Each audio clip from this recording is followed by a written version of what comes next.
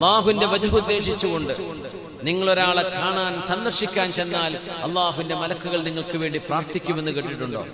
ഇദാ സാറ റജുലുൻ അഖല്ലഹു ഫീ ഖറിയ, നിങ്ങൾ ആരെങ്കിലും നിങ്ങളുടെ ഒരു സുഹൃത്തിനെ തൊട്ടടുത്ത നാട്ടിൽ ചെന്ന് സന്ദർശിക്കുകയാണെങ്കിൽ ഫഅർസദല്ലാഹു ലഹു മലക്കൻ അലാ മദ്റജതിഹി, ആ മനുഷ്യൻ പോകുന്ന വഴിക്ക് അള്ളാഹു ഒരു മലക്കിനെ നിശ്ചയിച്ചു. ഒരാൾ പോയ കഥ പറയാൻ നബിതങ്ങൾ സാറ റജുലുൻ അഖല്ലഹു ഫീ ഖറിയ, അടുത്ത ഒരു നാട്ടിലേക്ക് തന്റെ കൂട്ടുകാരനെ കാണാൻ വേണ്ടി പോയ ഒരാൾ, അള്ളാഹുവിന്റെ മലക്ക് മനുഷ്യരൂപം പൂണ്ട് അയാളുടെ അരികത്ത് വന്ന് ചോദിച്ചു, ഐന തുരീദ്, നിങ്ങൾ എങ്ങോട്ടാ പോകുന്നത്? അപ്പൊ പറഞ്ഞു, ഞാൻ ഈ നാട്ടിൽ എന്റെ കൂട്ടുകാരനെ കാണാൻ വേണ്ടി പോവാൻ.